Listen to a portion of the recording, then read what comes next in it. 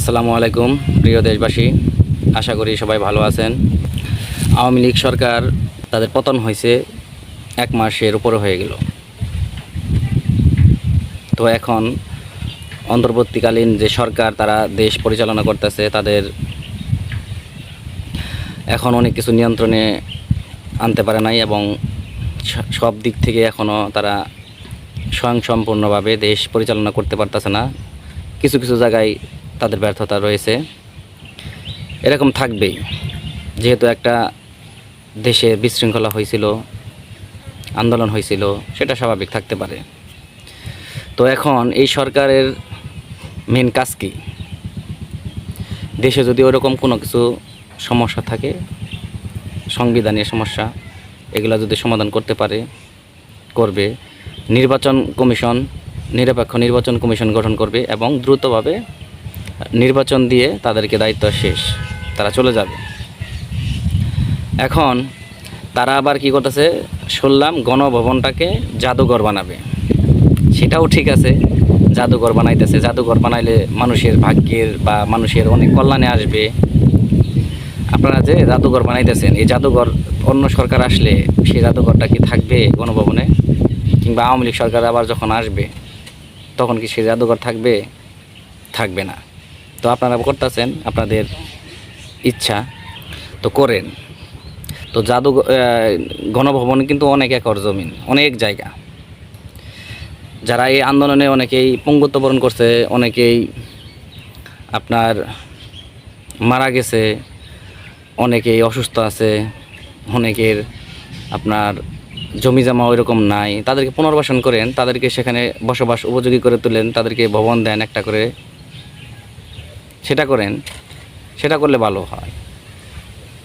আপনারা জাদুঘর করতেছেন, জাদুঘর করবেন, জাদুঘর করার থেকে উত্তম হইল তাদেরকে সেখানে পুনর্বাসন করা। সেটাই করেন। তাদেরকে সরকারিভাবে একটা চাকরি দেন, তাদেরকে কর্মসংস্থান সৃষ্টি করেন। সেটা তো মানুষের জন্য কল্যাণ হবে, তাই না? একটা জাদুঘর এটা করবেন 2024 সালে 5 আগস্ট যা ঘটছিল বা আগে পরে, সেগুলো আপনারা সেখানে রাখলেন, জানবে, জাতি জানবে, দেখবে।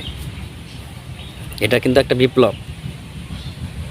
এর চেয়ে যে 1971 সালে যুদ্ধ করছিল যারা, কিংবা 15 আগস্ট বঙ্গবন্ধুকে হত্যা করছে, তার যে ঢাকা সেই ঘর বাড়ি যে জ্বালিয়ে দিলেন, সেটা তো জাদুঘর ছিল। ধানমন্ডিতে ছিল না? তো সেটাও তো একটা ইতিহাস। তো একটা লোক ব্যক্তি অন্যায় করলে আপনারা তার অস্তিত্বকে বিলীন করে দিলেন, বা কেউ কিছু বলল না, আপনারা আবার জাদুঘর করবেন এটা সেটা।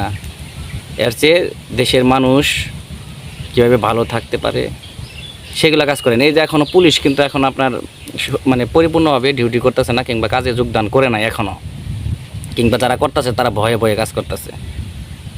যেদিকে যেভাবে ঠেলা দিতেছে ওই দিকেই চলতেছে। কোর্টে আসামি, এটা কোন আইন আছে, কোন সংবিধান আছে, কোন জাতি আমরা, কোন সভ্য জাতি আমরা, যে কোর্টে একজন আসামি বিচারের মুখোমুখি হচ্ছে, সেখানে লাথি, কিল, ঘুষি, ডিম, জুতা নিক্ষেপ, ডিম নিক্ষেপ ইত্যাদি। এটা আমি কিন্তু আইনজীবী না, তারপরেও তো এটা কোন আইনে আছে? যদি কোনো আইনজীবী এই ভিডিওটা দেখে থাকেন বলতে পারে আছে। সেইগুলো নিয়ন্ত্রণে আনতেছেন না, আপনারা আনতে পারতেছেন না। এই যে দেশে নিরীহ মানুষকে মারা হচ্ছে, কিংবা মন্দির ভাঙা হচ্ছে, মাজার ভাঙা হচ্ছে, তারপরে আপনার বিভিন্নভাবে হয়রানি হচ্ছে, চাঁদাবাজি হচ্ছে, টেন্ডারবাজি হচ্ছে, বাজার দখল হচ্ছে, ঘাট দখল হচ্ছে, এগুলো আপনারা নিয়ন্ত্রণ আছেন আপনারা জাদুঘর নিয়ে। আপনারা আছেন এখন জাদুঘর নিয়ে। এই ছাত্ররা লেখাপড়া বাদ দিয়ে এখন সচিবালয়ে গুড়গুড় করতেছে, রাস্তাঘাটে গুড়গুড় করতেছে, মন্ত্রণালয়ে গুড়গুড় করতেছে। ওদের ওখানে কিসের দায়িত্ব? মাস্তানি করার ওদের ওখানে দরকার আছে? দেশ স্বাধীন হয়েছে, বিপ্লব হয়েছে, গণ অভ্যুত্থান হয়েছে, এগুলো শেষ।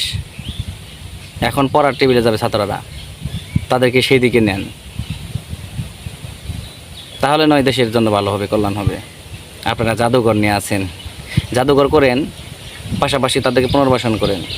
যারা এই আহত হয়েছে কিংবা মারা গেছে তাদের জন্য কিছু করেন, চাকরি দেন।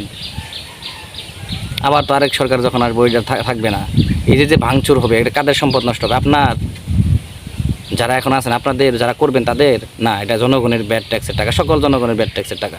সেখানে আওয়ামী লীগের টাকা থাকবে, জামায়াত শিবিরের টাকা থাকবে, হেফাজতের টাকা থাকবে, বিএনপির টাকা থাকবে, সবার টাকা থাকবে।